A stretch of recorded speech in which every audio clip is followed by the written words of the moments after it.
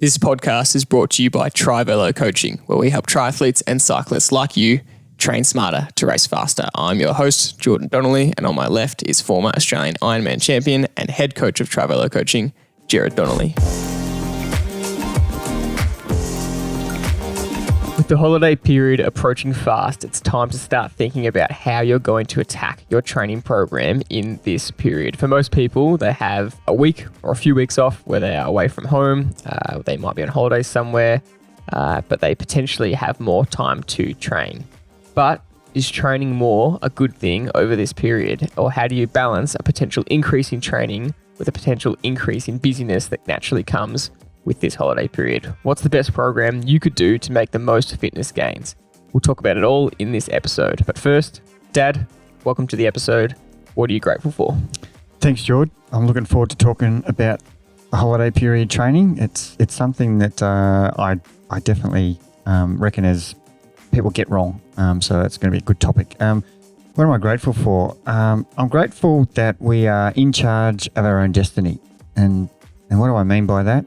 I sometimes get frustrated with New Year's resolutions and how people say and defer that, look, I'll just wait till the new year and I'll then start again, or I'll wait till next Monday and it happens to be Wednesday of this week and you'll wait another 5 days till you're going to implement whatever plan that you've concocted in your mind that you're going to start with a new you. I'm going to be a better version of me next Monday.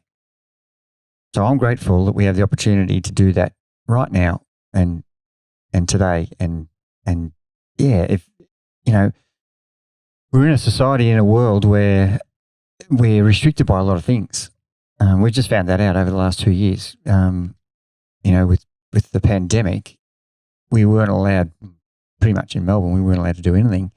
And we were the most shut down place in the world. We had the most lockdown days of over 200 and something days, but we still were able to be in charge of our own destiny. And we made the best of a bad situation by training on our indoor trainer. We only had a 5K radius. Sometimes we weren't allowed out at all.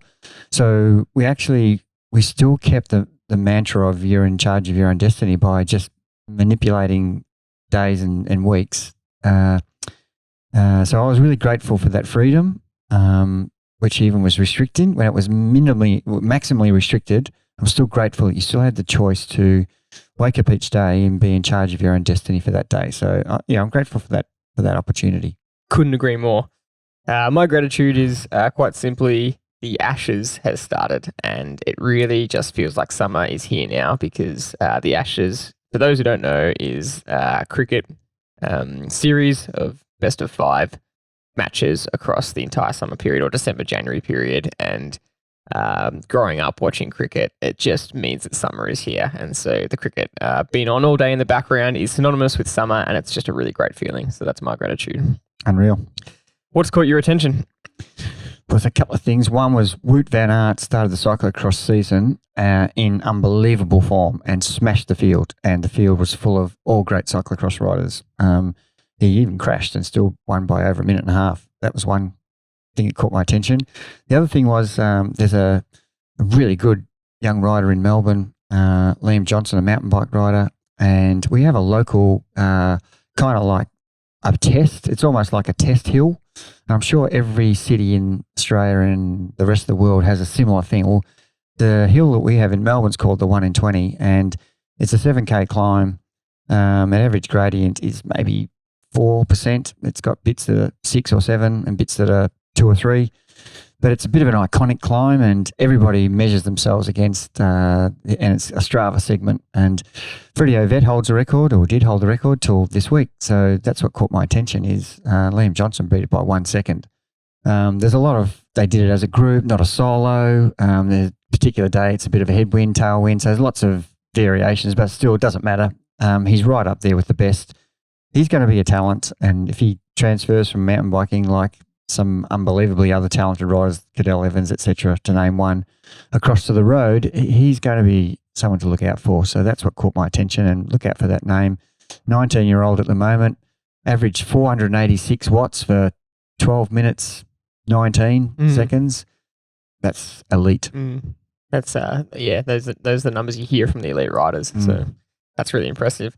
What's got my attention is we've been having big conversations about endurance sessions in a training program. You and I have, because most programs have one big endurance bike session a week, but you potentially can fit in more, and that's what we've been talking about. But if you do want to fit in more, you have to be really clear about the goal of the session. For example, we've been back doing a long hill ride on Wednesday mornings, as well as an endurance ride on Saturday mornings. But when you choose to do this, it really has repercussions for the rest of the week and how you structure the rest of your week. Traditionally, we would probably do 2 hard sessions on a Tuesday, Thursday, and the rest of the week easier.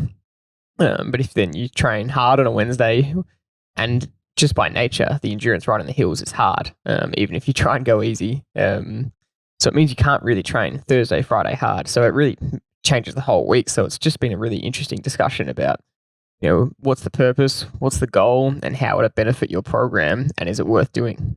It's a really good topic, and it's almost worth doing a podcast on, because it also depends on how old you are. And I never use age as a positive or negative, but certainly after talking to Joe Friel, he really emphasised as you get older, in your 60s and 70s, you can't recover as quick, and that's just scientific fact. And even you, as a 20-year-old in the 20s, still found it hard to recover from today's Wednesday ride. But, you also did 12 hours prior a really hard, high-intensity bike run session. So the answer is dependent on all of those things, what your age is, what you've just recently done, what your goal of the week is. Can you do back-to-back sessions? Do you need 24 hours gap between high-intensity sessions? But this wasn't a high-intensity Wednesday ride. It was zone 2 with some sections in zone 3. And depending on, the severity of the hill, some hills are too steep to be even lower than zone 4. Mm-hmm. So you've got, smatterings of high power, which you don't really want. So the course selection should be taken into account as well. So there's a lot of answers questions that need to be answered on this whole topic. So it's a really good observation you've made, and something we could probably discuss down the track. Yeah, and it does lead into the conversation about what is the goal of your one endurance ride of the week. For most people that's a Saturday bunch ride, but we have been talking a lot about really trying to encourage people to get out of their bunch and get more into the hills and really understand the specificity of that session and how much more valuable it is to go and do something that suits you rather than just going with the bunch. And we've spoken about that a lot, but it is a whole other topic. But for today, we are talking about how to get the best holiday training program possible. How do you leave the holiday period potentially fitter than when you went in, or is that even the goal? And one of the first points I want to touch on is that more often than not, you tell people not to go harder when they go on holidays. So why is that? Well, it's just not on holidays. The example could be, we've got some athletes who have just been lucky enough to have 2 weeks away from their normal routine. Call that a holiday? Maybe it is. But we're talking about the summer holidays, which for some people is a 4-week break. It just so happens that in the Southern Hemisphere, it's the summertime. And so most of the population has either 1 week off, 2 weeks off, or up to 4 weeks off their normal yearly routine, which is the opposite in the Northern Hemisphere where it's in July. So get the understanding of, we're talking about the opportunity to have a lot of period where you're not working. And so that's the question is, what do you do in this period, which we've talked about a lot over the years on our podcasts. And I've kind of changed my mind a little bit, but not greatly. You still have your goal race, a race somewhere in, it could be January, it could be February, March, April, or May, or it could even be June. So what you do in this summer holiday period where you've got no work and you're actually got time to train more is dependent, the actual training is dependent upon when your A race is. So if your A race is, for example, in the Southern Hemisphere, the Ironman and cans, then you can afford to do more volume during that period. But if your A race is in February, 70.3 in Geelong, then you shouldn't stray from your program one bit. Slightly. Mm-hmm. There's one caveat to that. Caveat to that. maybe the endurance ride, you can add more volume, but it has to be in zone 2. So you wouldn't train any harder than you already are. You could add some zone 2 training to the warm up and cool down of all of your sessions if you have more time. And remember, a lot of the sessions we provide are for people who work full time. And they might start work at 7 a.m. or they might start work at 9 a.m. And to give people a 3-hour ride on a Tuesday and a Thursday with intensity is not practical. But if everybody was full-time elite, that's what we would be doing. We'd be doing a high-intensity session that has 20 to 30 minutes of high intensity and the rest of it's zone 2, zone 1. So it could be 2 hours, could be 3 hours. But for the everyday athlete that we're talking to, they all have families, they all have jobs, so they don't have that time. So we try to give people a training session they can fit in to their schedule. So the basic advice is that don't just go harder for the sake of it. Absolutely, yeah. You've got to think about what's happening next week, in 2 weeks, 4 weeks, and where your A race is. So, the example I was going to give before, it's not the holiday season, but we've got an athlete. Last 4 weeks, there's been someone go to the Alpine region and do almost like a training camp. Even though they've taken 4 days, they've taken Thursday, Sunday, or something. And one of our guys has taken 10 days, and we're just discussing that on the ride this morning. How good would that be? You train the house down. That was the first comment from one of the guys I was riding with. And I was saying, well, no, not really. Just need to stay with the structure. The good thing is you've got more time to recover because you're not working. So you can do more volume, but it has to be really carefully looked at, that because you're in the Alpine region, every time you do more volume, you're riding more hills, which is going to be good in the long run. But if you do that too hard in the wrong zone, it's actually detrimental. You'll ride yourself into a hole. And if you're trying to run and swim there as well, if it's well structured and fits into your program that might have the A race in June, as I said before, this is a great time to do that, to do more volume. Almost like when we talked to the Norwegian coaches, they went to altitude for 4 weeks at a time. In the middle of their season, they did that 3 times. Mm-hmm. So they did a total of 12-week blocks of altitude training, which was kind of up to 20 weeks, I think it was. Yeah. It was kind of base type training where you're doing a lot more volume, but they still had the intensity there. They still had days with intensity. So if you increase the volume too much, you actually can't do the intensity. They're the things that I get scared of when people tell me, "Oh, great, I've got all this time to train. I'll train the house down." I know it's just a throwaway sentence. I'll train the house down, but when people say things like that, that's actually their intent. So I'm worried when I hear that, and I'm excited that they've got an opportunity to go on holidays for a 4-week block, but it has to be really carefully thought through, and so it's just not open slather. That's the message I'm trying to get across to everybody.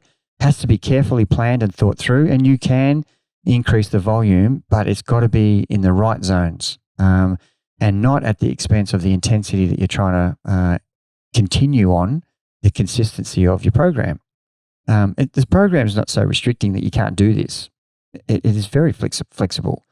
And if you have been building up to this, and say, for example, you've just had a period where you've hardly been able to train to the program because you're so busy at work, and all of a sudden you've got all this time to train, that's what we're talking about, where people just go, the first 4 days they're out there riding, smash themselves around the hills, and then the next 6 days of the 10-day break that they had, they're really exhausted and can't get the value and benefit of the program sessions that they're meant to, improve from. And all they've done is increase the volume and increase the fatigue, but actually not got better. So it's fair to say that one of the main priorities is to make sure that you can still do your couple of high-intensity sessions throughout the week.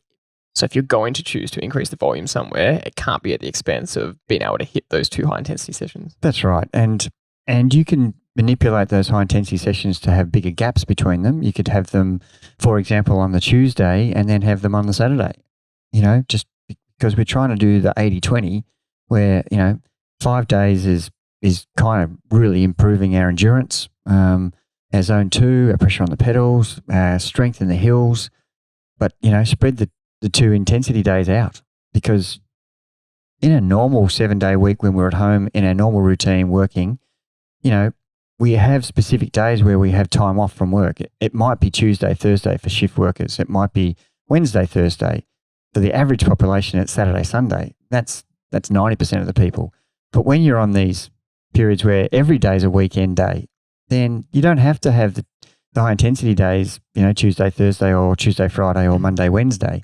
You can have more gap between them. So you've got more opportunity to really get the volume in those other days, get the strength and endurance, and spread it out. So don't try and do 6 hours on the first day you get there, and then progressively it goes 4 hours, 2 hours, 1 hour. I can't ride at all. Start the opposite. If you arrive on a Tuesday and you're meant to be doing a high intensity day that session, then add a little bit longer warm up. Do the high intensity session, add a little bit longer warm down. Instead of it being an hour 20 session, now it's an hour 45 or an hour 50. Mm-hmm. Good. Small percentages. The body will absorb it. It's not getting thrown into the deep end, on day one. Day two might be a recovery day. 50-minute recovery is what you were meant to do if you're working full time. Okay, make it 90 minutes or make it 100 minutes. It doesn't have to be, 3, 4 more hours, but I've got all this time, Gerard. I need to use the time properly. Mm-hmm. No, just, measure your efforts over the 2-week period or the 4-week or the 3-week or the 10 days. Measure how much time you've got and allow your body to absorb the fatigue, because that's what we're trying to do. We're trying to increase the volume at the expense of fatigue. Mm-hmm. So we don't want to get to a point where halfway through we're so tired that we hit the wall and are exhausted, and then the rest of the family gets unhappy because you're lying on the couch all day on this holiday where we're supposed to be doing things. So that can be frustrating for everybody and get everybody on the wrong side of the great family vacation that you're supposed to be having. So what's the goal of the holiday period then? Are you expecting to come out fitter, or are you expecting to come out fresher? Or should your goal just to be maintain my fitness and have a good training block? Great question. And the answer is, every time you ask me a question, it depends. Yeah. So what's my goal? Is my goal June Ironman, June half Ironman? Yeah, you've got more opportunity to improve your endurance, which is going to improve your aerobic fitness. So that would be a big priority. And the examples we've just given in the last 5 minutes would be to progress your endurance throughout the period that you have off from work, from your normal routine. So that would be a fair enough goal. But if that race is in February or March, then you've got to be real careful that you don't come out of this needing 2 weeks of recovery or 1 week of recovery. And there's nothing wrong with having 1 week of recovery, by the way, but it will slow your progress, because we're trying to combine our aerobic fitness improvement, not creating too much fatigue, and still building our form. And so we don't want to come out with fatigue, minus 60, and having to have 4 days where we can't even train hard to get our fatigue back down to something that's within the ranges that we want, between 0 and minus 30. And all the time, our form should be still steady. Our fitness line still needs to improve. So they're things that are really what you should be looking for is, yes, get your fitness line to improve, which takes obviously time and effort with endurance. You can't just ride harder and faster every day. That is something I actually haven't said here. So most people will go, right, I can ride with this bunch, I can meet up with these people I haven't met before, and every one of those people, their goal for that day might be flat out. So you might line up 5 rides with some groups, and all they want to do, because everybody's on holidays, is flex their muscles. So you need to leave your ego at home and select the rides and the groups that you're going to ride with, and understand what their purpose and goal is. And even though they tell you it's an easy ride, or it's a tempo ride, or it's a really hard ride, and if the really hard ride coincides with your intensity day, go for it. If the really hard ride doesn't align with your intensity day, swap days, move days around. It's okay. But you can't do 3 or 4 intensity days in that 5-day period. Mm-hmm. That seems obvious, but it has to be said that's not okay. Mm-hmm. So you've got to understand what your goals are according to where your race is. So that's the dependent factor. So if your race is really imminent, then you need to keep closely aligned with the structure of your program and just add more zone 2. That would be a summary for me. If your A race is quite a long way off, then be flexible in this period and really aim to have, if you've got lucky enough to have 4 weeks off, which not a great deal of people have that amount of time to themselves, but you would need to have, in that 4-week block, you would need to have almost 4 or 5 days where you're really doing no intensity, where you've got almost a 3-week hard period and a 1 week easy. And I would do that in the middle, do 1.5 weeks hard, little middle period where it's easy, then 1.5 weeks hard towards the end. But normally people would have 2 weeks. So, you would make sure that the week going into your holiday period is really easy. That would be something I would really try to stress to each athlete. Having a period where you know that you're going to increase the endurance, the volume, the duration, not necessarily the intensity, but you will get fitter by doing that. But, we know that training a lot in zone 2 will absolutely help our aerobic fitness, help our fitness line improve, along with continuing to do the intensity where it should be aligned with. So absolutely being fresh going into that period and then having a recovery period after. So they're important things. Are they going to be detrimental to your imminent race?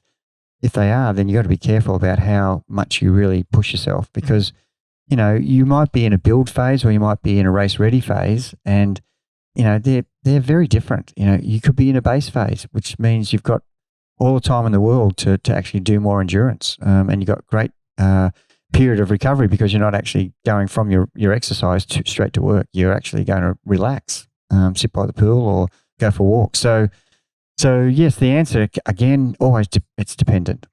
Thinking about the point you made, in terms of what you're actually doing on holidays, is that you're on holidays potentially with your family, or even if you're not with your family, at least the aim is to try and relax and to be able to do things and not just be so fatigued that you're on the couch all day.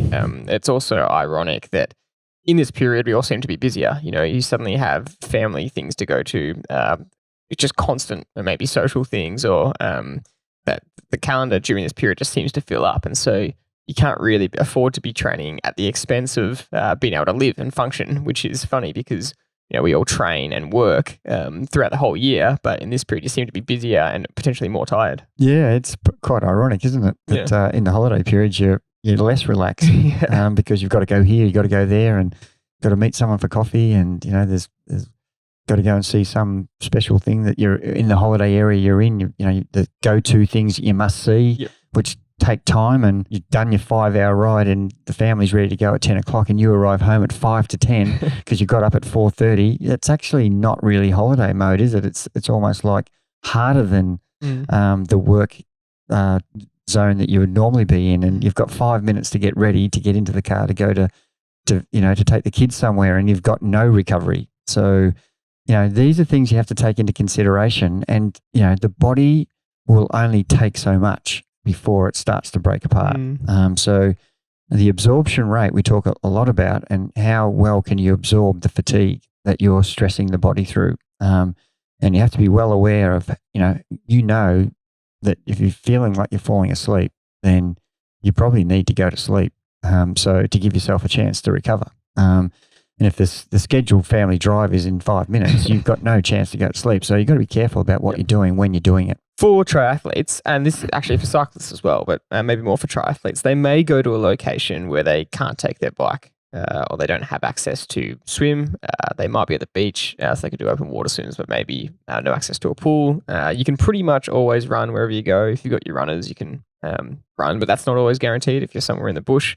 So how do you handle that when maybe one of the disciplines you can actually train for? There's so many factors there because if you're a pure cyclist and you go to a place where you're going to be there for 2 weeks and there is no way you can cycle, you can't take your bike. You might, I don't know, extreme example, you're going to the Antarctica. Well, if you go camping or something, then you're probably not going to. Where there's, you just can't take the bike. There's nowhere to ride. There's no mountain bike trails to ride. You just have to understand that that's not the form of exercise you're going to do. You have to come up with another form of exercise. So you can walk everywhere. And if you can't run because you're injured and you haven't run for years, then I'm not advocating going for runs at all. I would actually say do not run if you're someone who's prone to injury, because you could come out of this 2-week period where you don't ride your bike and you come out injured because you've been trying to run to match your fitness. So going for a walk, don't underestimate how valuable just moving is going to be. I would train harder into that 2-week period if I had no ability to access my bike, if I was a bike rider, so that I knew that I was having a 2-week period where I was basically just, if you're in a campsite that had no swimming, I'm just talking about cyclists for the minute. Swimming could be something you could do as a cyclist just for heart and lungs. Just, everybody can swim. So if you're near a beach, then do some open water swimming. Grab some goggles and start swimming. If you hate swimming, it's still going to get your heart and lungs going. Go for walks where there's lots of undulations. Undulations, going upstairs gets my heart and lungs going. And I'm reasonably fit. So do some walking where it's undulating. So you can have this 2-week period, and I'm just making a scenario whether it's 2 weeks that you don't have, and you can still keep and maintain some aerobic fitness by coming up with some things. If you really want to be, a little bit, left of field, you can do sit-ups, push-ups, chin-ups, side planks, front planks, all sorts of stretching. These are things you can do if you want to, or you can say, I'm having a 2-week period of rest. Could be good to freshen up mentally. Yeah, this is my period where I'm not training. So that's one scenario. A second scenario. That's the most extreme scenario. It is. Yeah. So the second scenario is if I'm a triathlete and I'm, we can cover every single option. If I'm near the water, there's no pool, it's easy. You just go and swim in the ocean, or a lake. You can do your intervals in there. You can go from point to point. If you've got form goggles, you can see how far you're swimming. It's 200 meters up, stop swimming. You can see it in your eye line. You don't have to look at your watch. If there's still no bike facility, you concentrate more on your swimming and your running. And you do more of those two activities because you can't ride. But if you are in a place where you can ride, then you're just going to have to select courses that are more appropriate to the session. Understanding what the session's goals are. Say we're doing over under. We don't want to be going downhill when we're doing the over threshold. We want to select a course where we're going to be continually able to do the over section where we can push the power properly. And when you're going downhill, you can't push the power. That's just obvious. So you need to select courses. So you're in a foreign environment, so you need to suss out the areas where you think you can train, where the least traffic is, the least interruptions, the safest places. These are things that I'm straight away going, I can run there, there's a trail, I can swim here, there's a bike section. Where do local bike riders train? Go to Strava and find out where the local bike riders, where the KOMs are of the local area. And, I've done that all over Europe. Wherever I've gone to a new country, a new city, the first thing I'll do is look up the Strava and see where the local rides are. And they seem to do this road a fair bit. So that must be a good road to be on. And so I'll try that. So these are examples of you just doing a bit of research, and it's important that you do that and suss out what your ride is going to be in this completely new environment. And, the trail runnings, every place has got somewhere where people run. You've just got to ask questions and look up the local running club if there's a website. Try and make some calls. We've always said if you're in a city where you can't ride at all, but there's gym bikes there, or there's some sort of look up where there's people who've got kickers for hire and you can hire them. And we've got examples of that in our group already. People are going to Scotland in the middle of winter in December.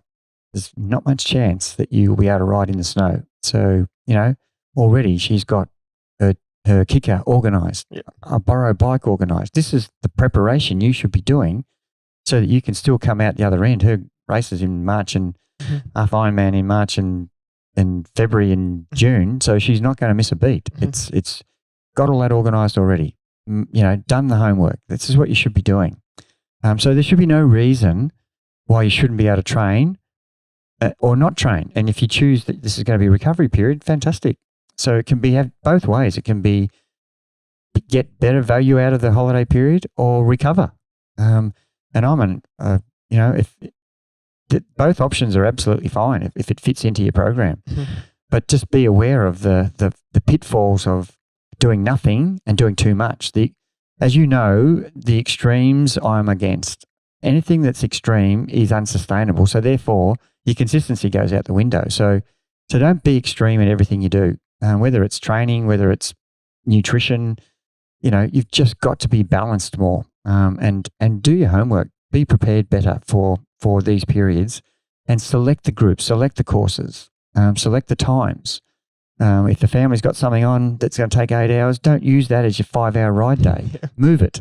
Yeah. They're obvious things, but it has to be said. I guess the question's a little bit more geared towards as well. That's the whole logistics side. How do you plan for that? How do you stay organized and course selection, etc. But mentally, approaching a period where you're going to be missing a discipline for the next 2 weeks, and it can feel kind of scary that you're suddenly dropping your bike for 2 weeks, or you're dropping the run for 2 weeks, or even the swim. If you've done a lot of work to improve your swim, you don't want to go backwards. So approaching that mentally can be challenging. Yeah, you definitely have to have your own mindset right. It's okay, I know this is coming up. It could be the fact that you're actually not on holidays and you've got a work conference that goes for 10 days, and it goes from 7 a.m. till 9 p.m. at night because there's everything scheduled.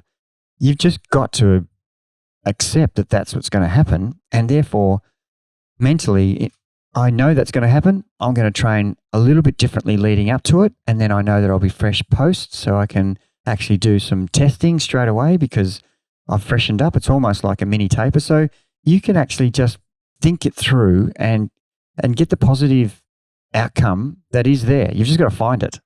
And there will be scenarios like that where you're feeling like, oh, far out. I've trained my backside off for swimming. My techniques just coming together. Get the feel. It's coming together. We've just experienced that with lockdown. We haven't been able to swim for literally 6 months out of the last 9.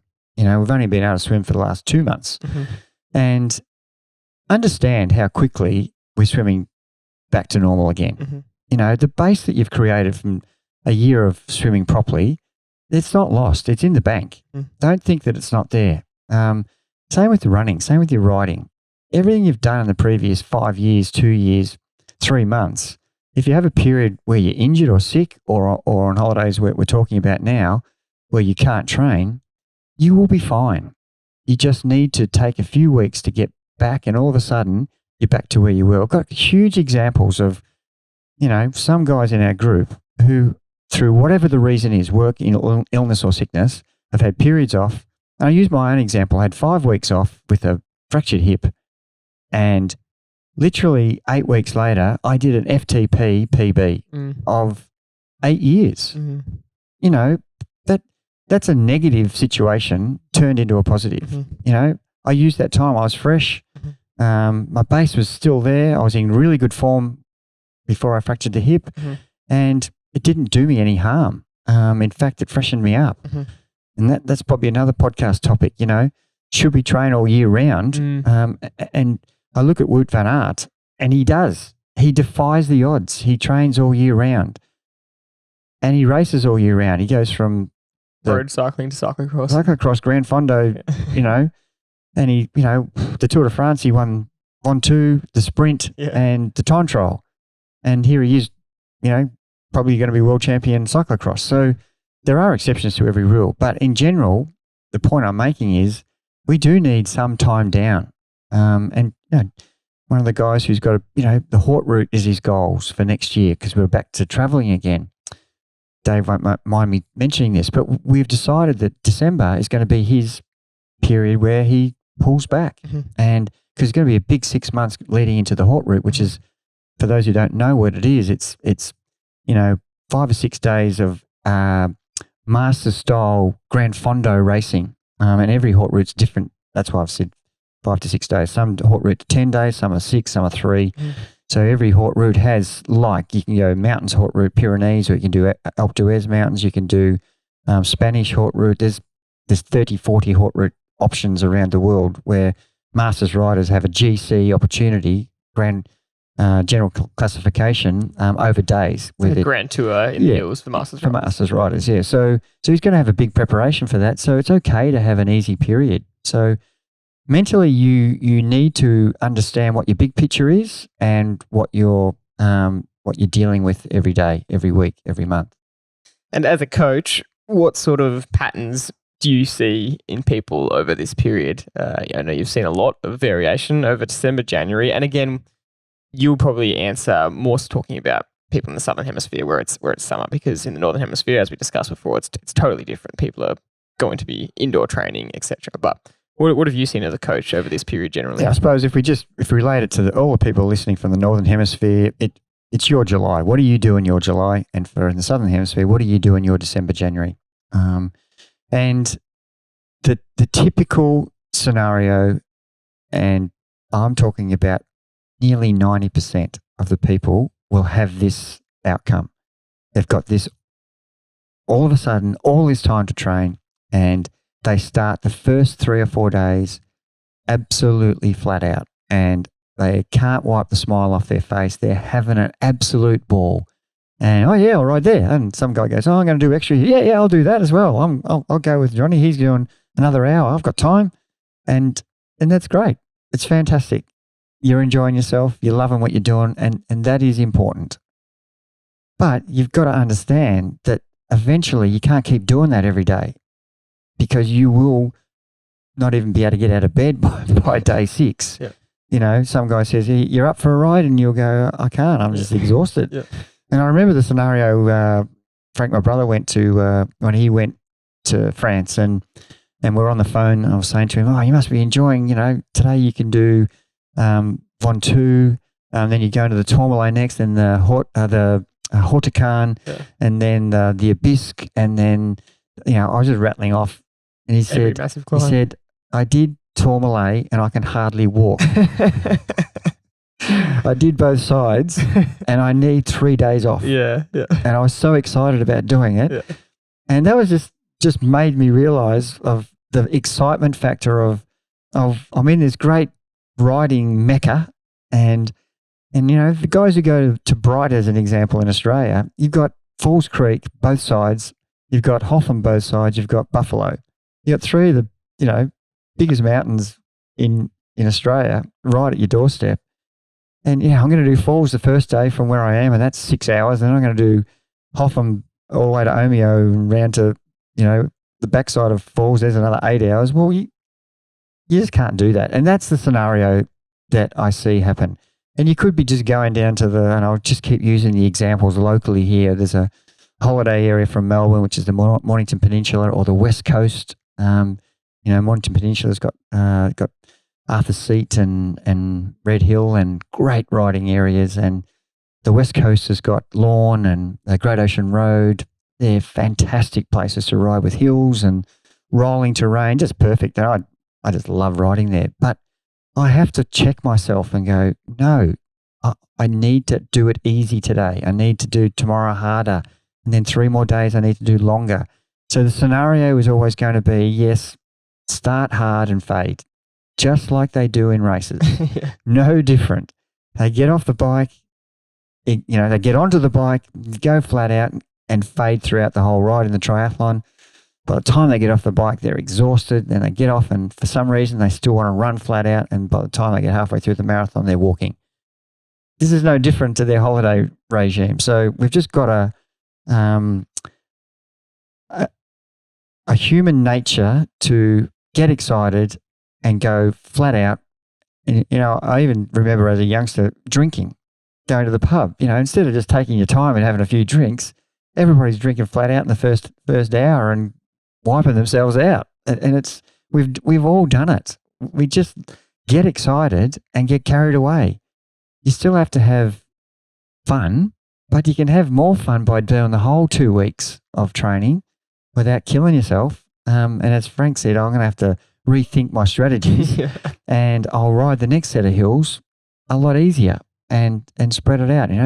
He rode the day, it was 40 degrees and he was sunburnt, dehydrated, and could hardly walk downstairs. Yeah.